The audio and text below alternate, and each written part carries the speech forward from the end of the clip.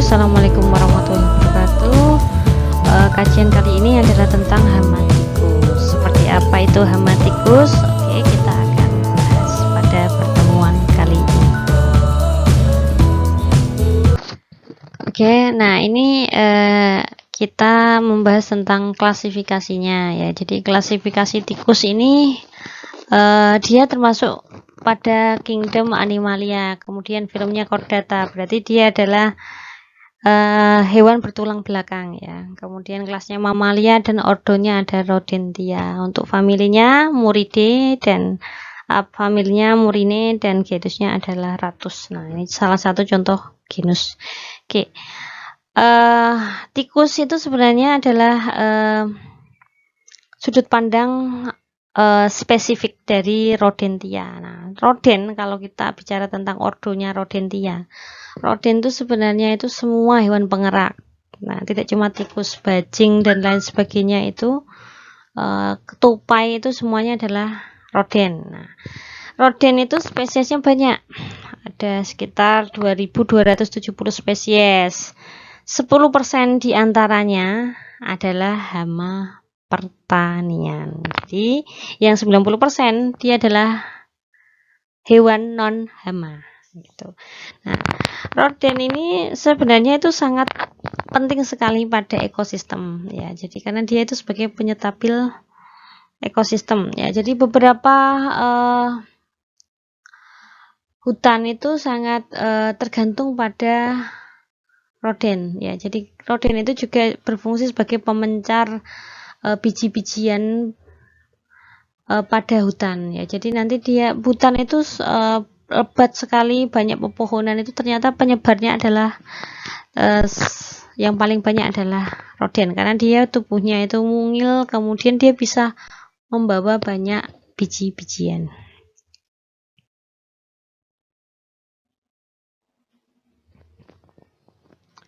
Nah, ini adalah beberapa contoh dari spesies tikus. Ada Bandicoota indica, Bandicoota belangensis, ada Ratus argentiveter dan Mus musculus.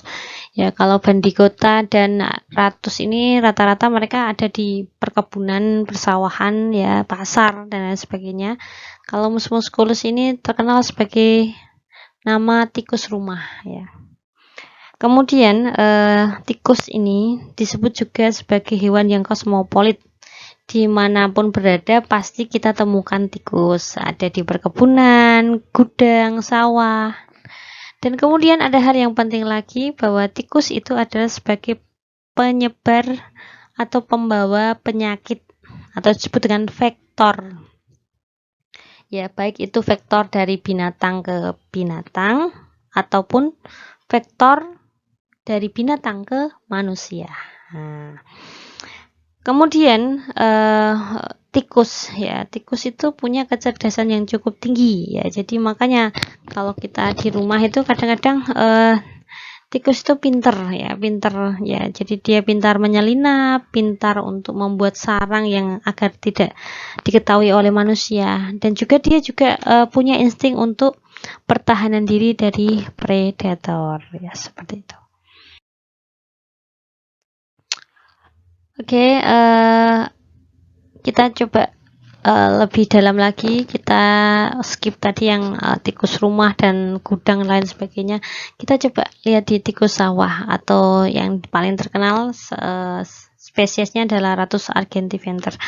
Nah, Ratus argentiventer atau tikus sawah ini cenderung ya, dia menyebabkan kerusakan itu dari persemaian ya hingga panen ya, bahkan sampai di dalam gudang ya.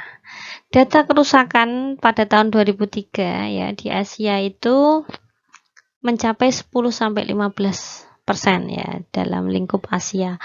Kemudian ya di Indonesia ya tahun 2003 itu juga karena tikus itu ternyata mencapai kerugian hingga 100.000 hektar. Nah, kalau dalam lingkup Asia, kehilangan itu bisa 5% di Malaysia, 17% di Indonesia, Nah, kalau digabungkan kehilangan 5% Malaysia dan 17% di Indonesia itu setara dengan 6% jumlah produksi di Asia.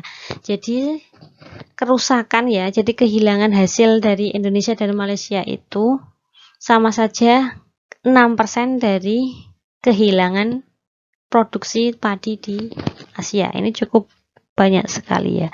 Gitu ya. Nah, itu jumlahnya setara dengan kebutuhan penduduk sekitar 230 juta. Lah, ini sama dengan penduduk Indonesia kalau begitu. Nah, ini jadi cukup dia itu hama yang cukup mengkhawatirkan.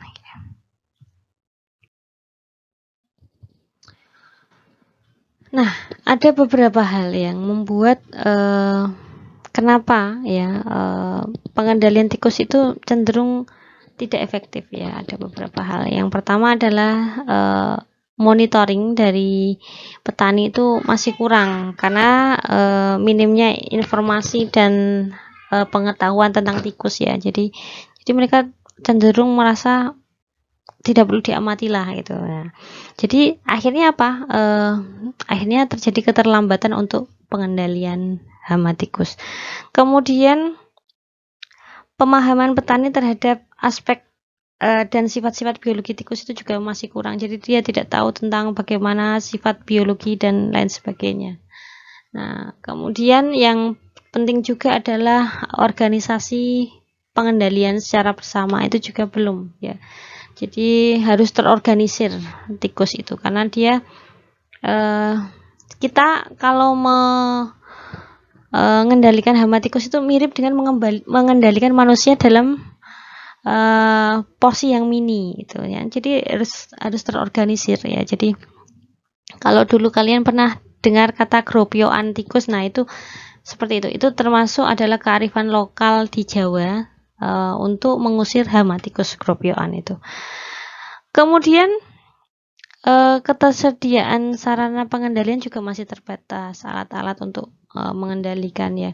Kalau orang-orang Jawa dulu mungkin menggunakan obongan ya. Jadi dia membakar jerami-jerami untuk membuat tikus itu keluar, kemudian nanti digerobyoi. Nah, itu dulu seperti itu. Tapi sekarang ada beberapa alat ya. Jadi alat itu seperti tambang jerat untuk tikus. Kemudian ada juga alat infrared yang membuat tikus itu kebingungan. Nah, itu beberapa teknologi yang bisa dilakukan, tapi petani cenderung tidak memilikinya. Kemudian yang terakhir yang membuat memang faktor ketidakberhasilan pengendalian tikus adalah ini. Faktor persepsi mistis ya. Jadi di Jawa khususnya memang menganggap tikus itu sebagai ada yang bilang itu sebagai dulur tua ya. Jadi dia itu malah cenderung beberapa daerah itu harus menghormati tikus karena tikus itu punya hal-hal yang misteri ya.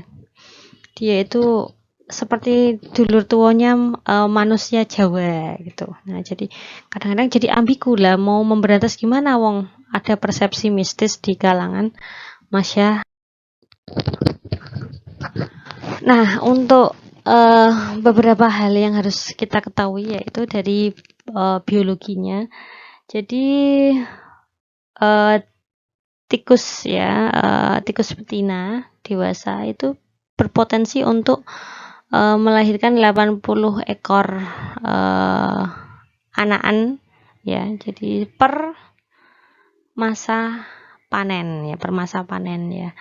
Kemudian periode beronya yaitu tikus biasanya itu akan cenderung menyembunyikan diri atau dia akan bertahan hidup di luar daerah budidaya padi. Jadi dia akan masuk ke tanggul irigasi, pematang besar, jalan-jalan sawah, anak sungai, pinggiran desa dan lain sebagainya.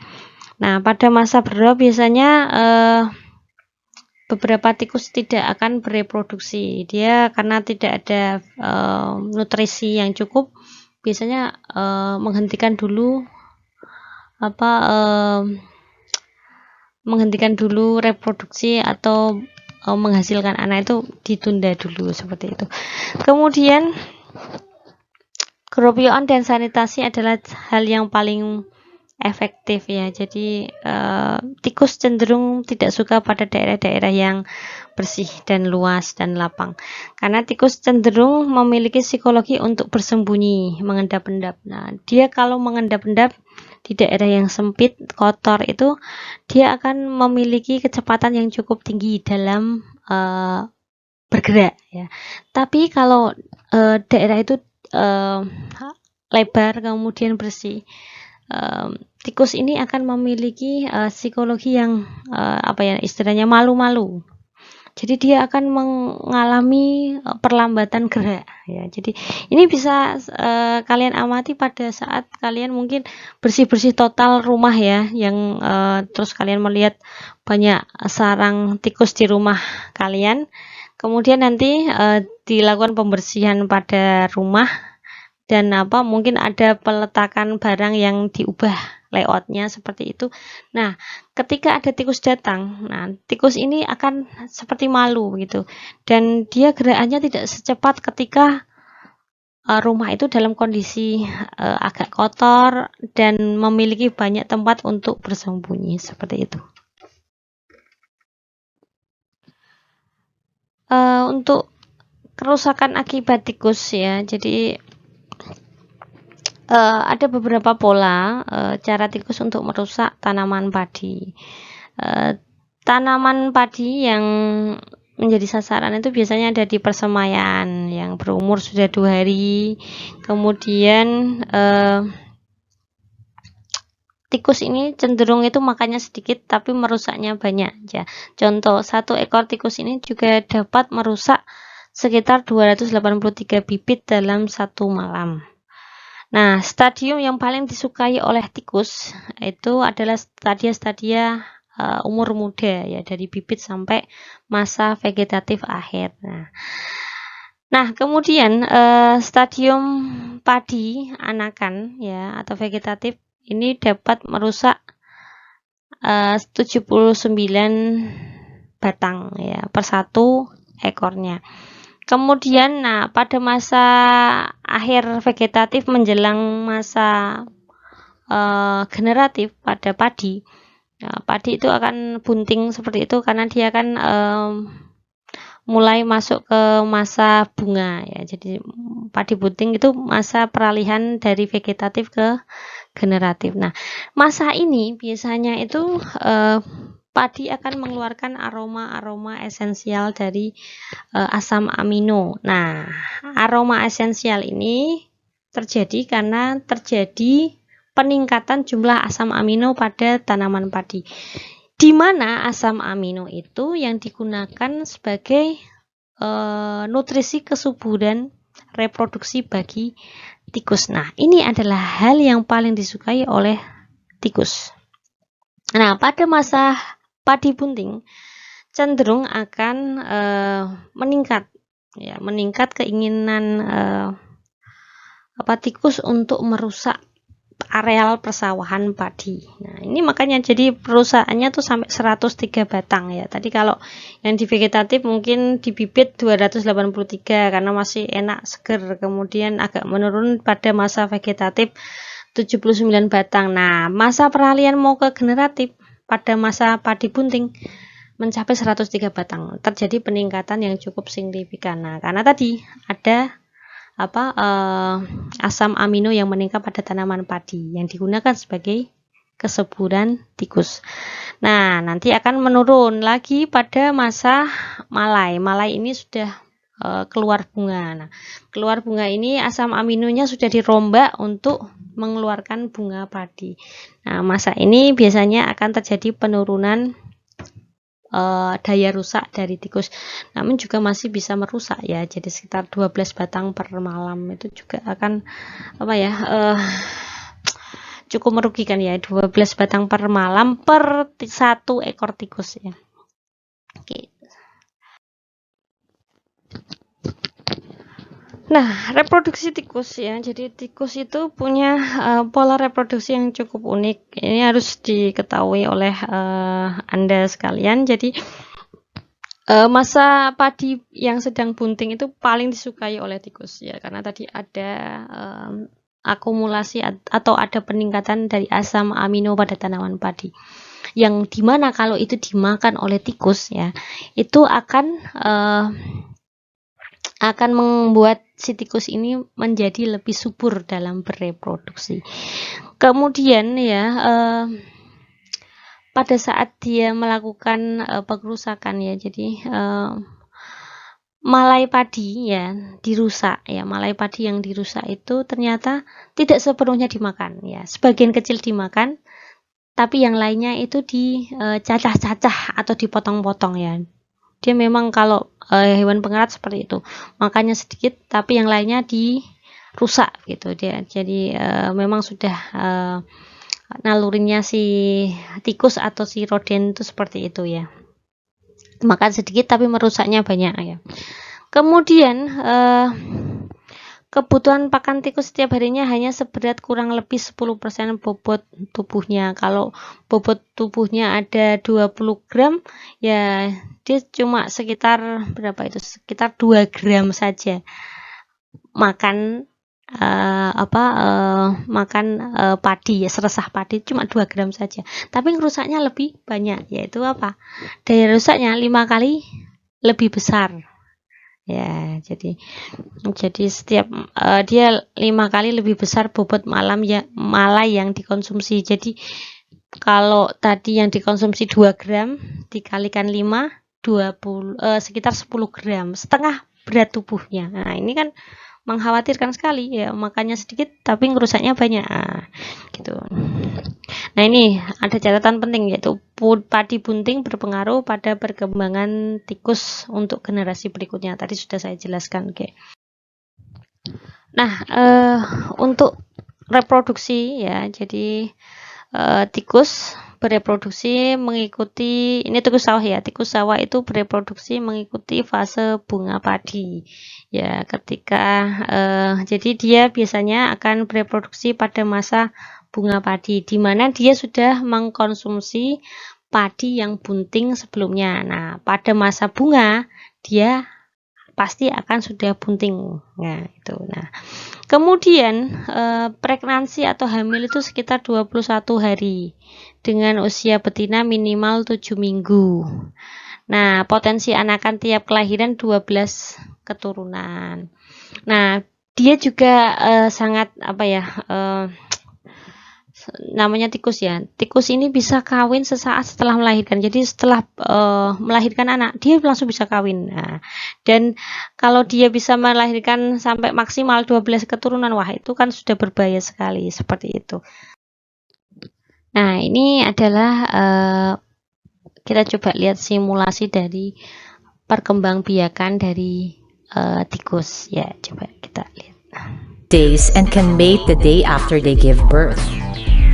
One female can give birth to 3 litters with 12 young per litter during a rice crop, resulting in a total of 36 rats. These young will not breed until the next crop, unless neighboring farmers plant their crops more than 2 weeks apart. This will extend the breeding season, allowing the rats from the first litter to also breed. Therefore, one adult female could potentially give birth to 120 rats in a single rice growing. Oke, nah ini tadi adalah simulasi dari perkembangbiakan tikus. Oke, di sini begini, ada hal yang menjadi menarik ya.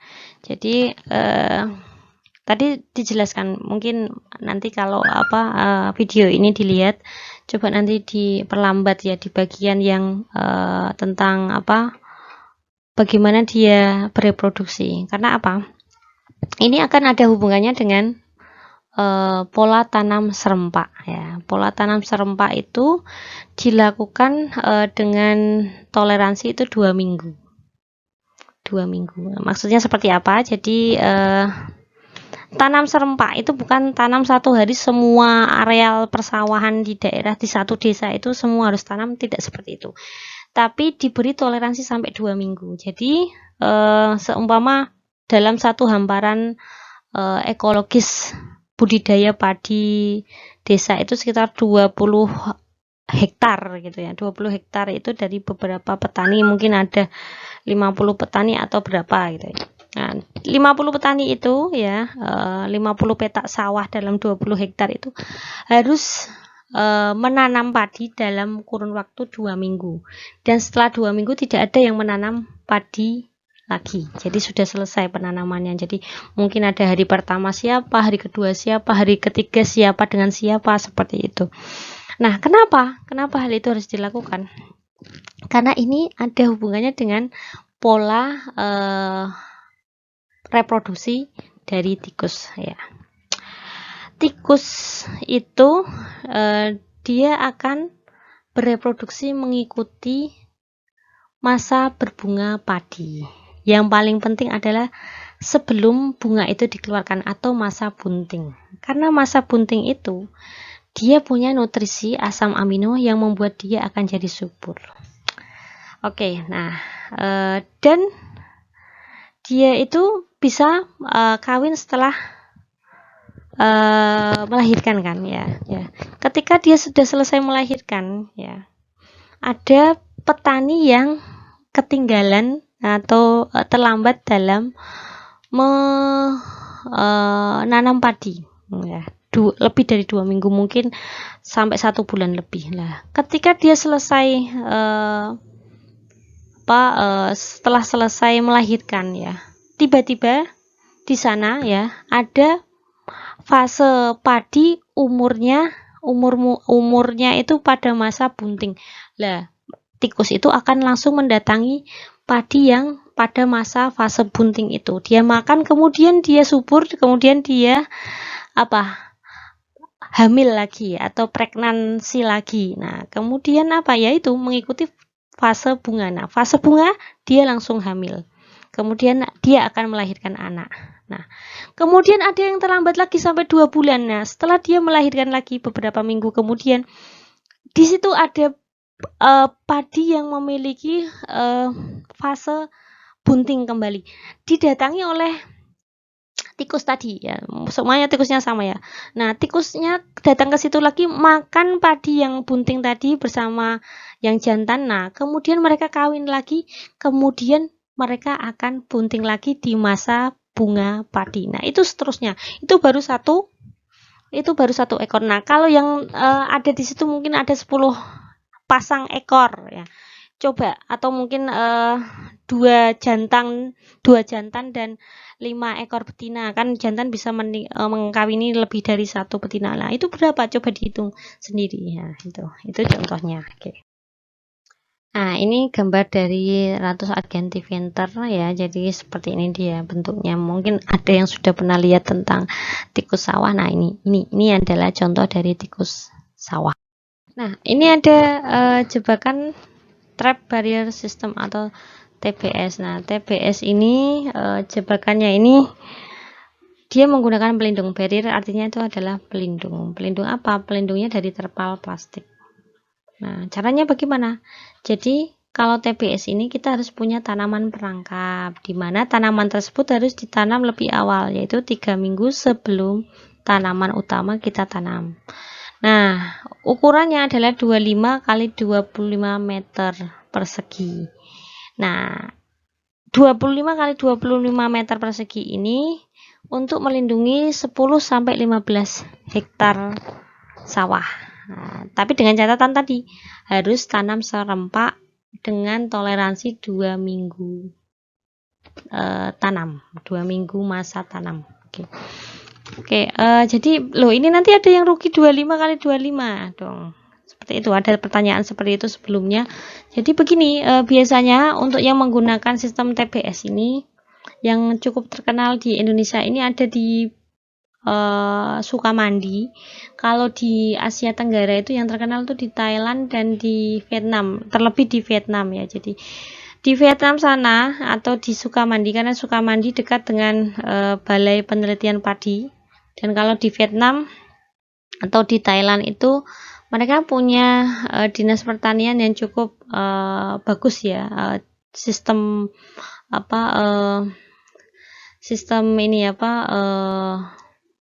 sistem pertaniannya itu cukup bagus. Itu biasanya begini.